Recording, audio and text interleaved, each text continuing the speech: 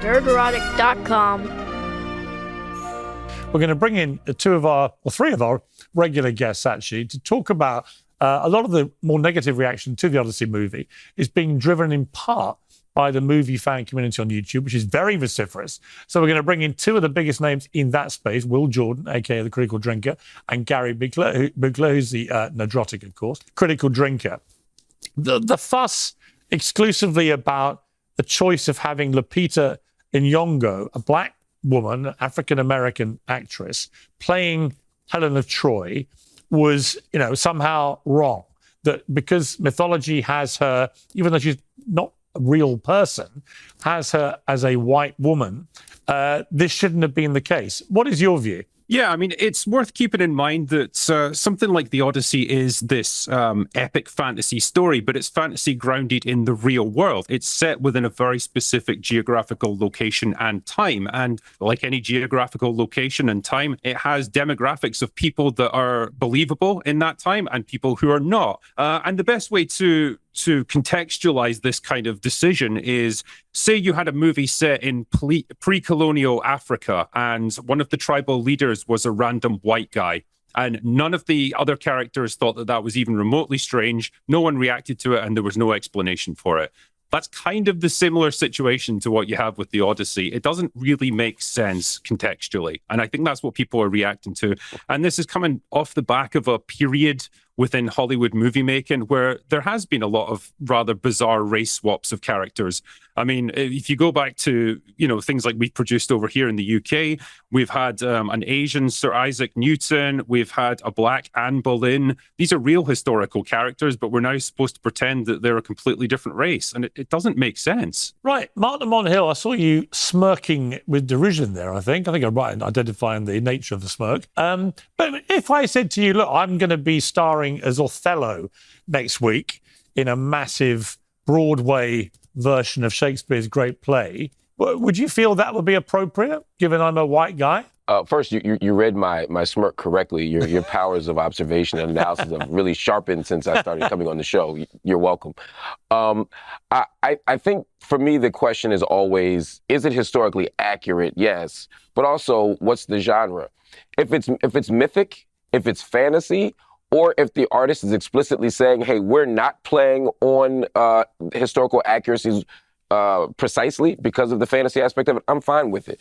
But if you're actually not doing that, and you're not eyes wide open, you don't show your cards, then it would be a problem. So if you were playing Othello and we had that conversation, I'd be fine with it. The reason I smirked was because there's a long history in Hollywood of white people playing characters that should be black people. I mean, Charlton Heston as Moses was kind of wild. You know what I mean? Particularly since the character. We've got our issues with those pieces of casting as well. Yeah, I was alive when that happened. I'm not sure we should. I made an entire video about terrible casting choices in Hollywood, and one of them was John Wayne playing Genghis Khan in The Conqueror. I think that's completely absurd as well. So I've got plenty of issues with bad whitewashing casting over the years, but that was 50 or 60 years ago. I can't do anything about that now. Daniel Mendelsohn, one of our other panelists here, penned a column for the New York Times entitled, "Does Matt Damon Look Greek? No. So stop complaining about Lupita Nyong'o." In it, he asks, so what is Mr. Nolan up to? As it turns out, the auteur is using Helen just as the Greek authors did to provoke, challenge,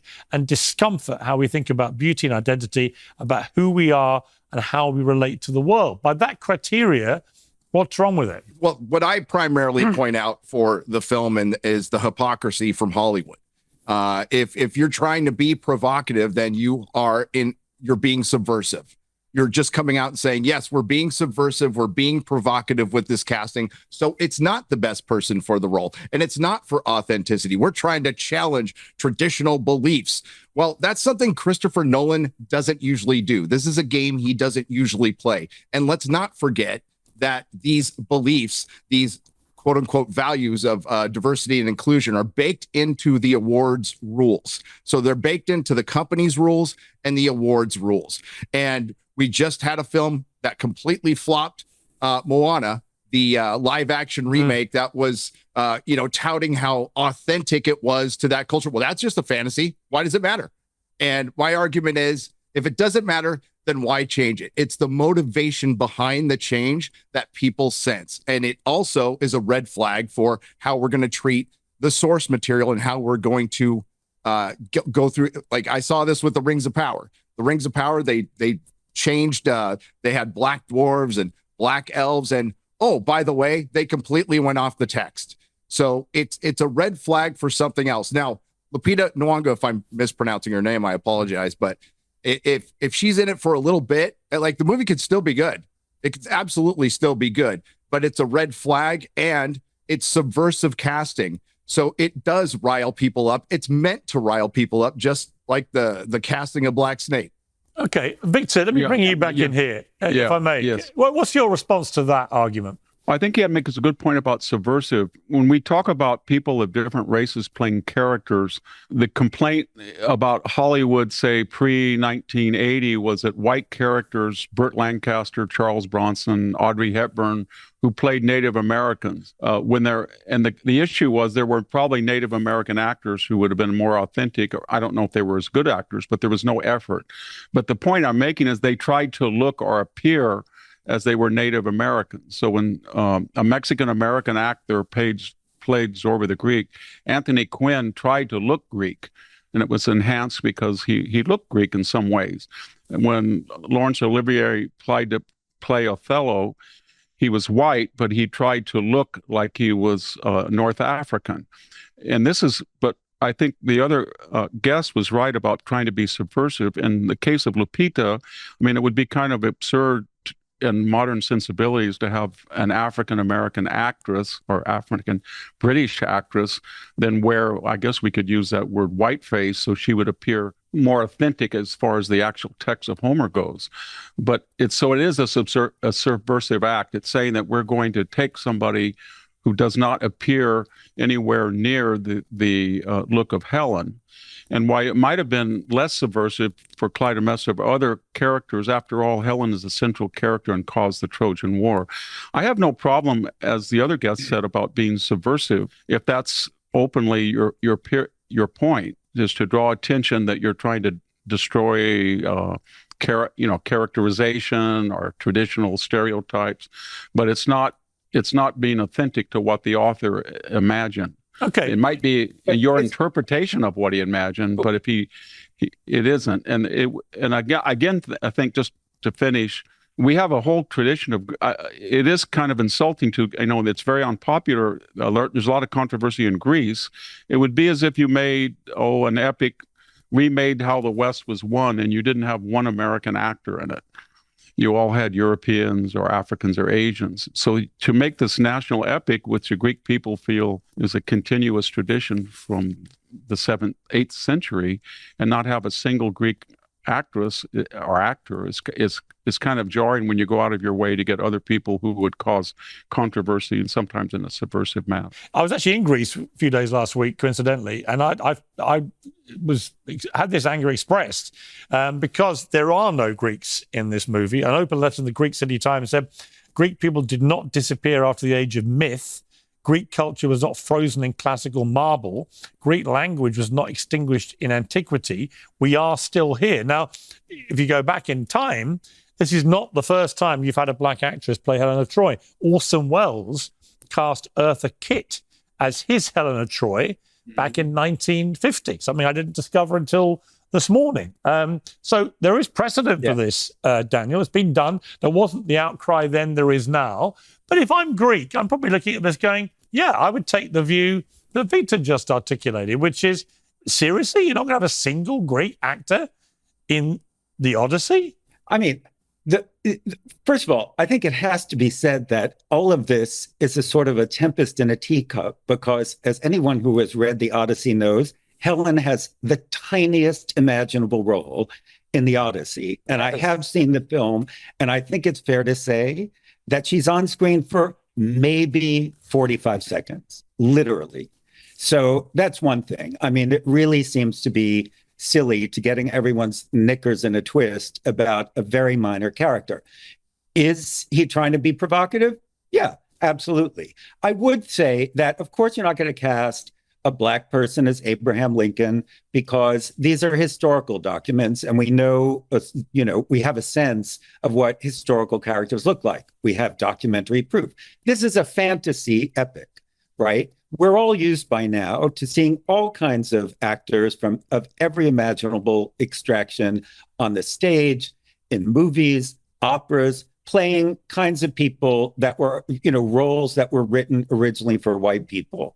It really doesn't matter to me. I think the real question to be asking about this movie, and I don't know who else among my fellow guests here has seen it. I saw it earlier this Monday, last Monday, is forget about the details. Everyone's hysterical that the ship isn't accurate, the armor isn't accurate, the costumes aren't accurate. They speak with American accents because, as everyone knows, the ancient Greeks and Romans spoke with British accents, blah, blah, blah, blah, blah.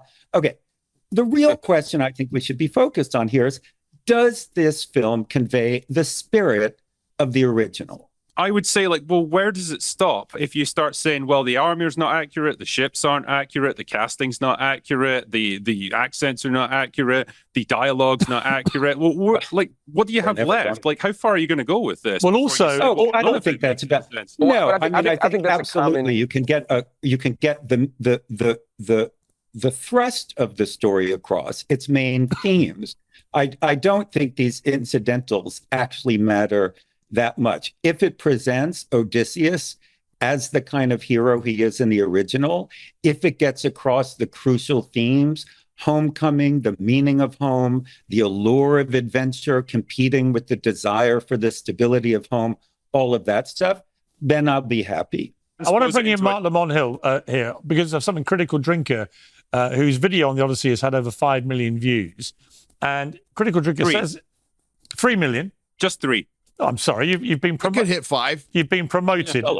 It's been promoted by one of my team. Obviously, he just wants to make you sound even more successful and famous and rich than you already are, which is hard to imagine.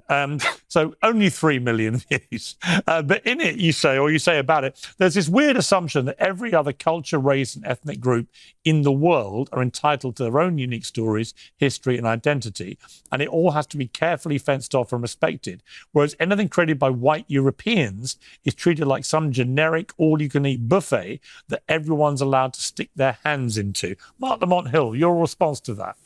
I think that feeling is one that every culture and ethnicity and race has. I mean, we have this conversation every year whenever there's a movie about slaves or enslaved people in the United States, and we looked at all the actors aren't black people, they're getting played by Brits.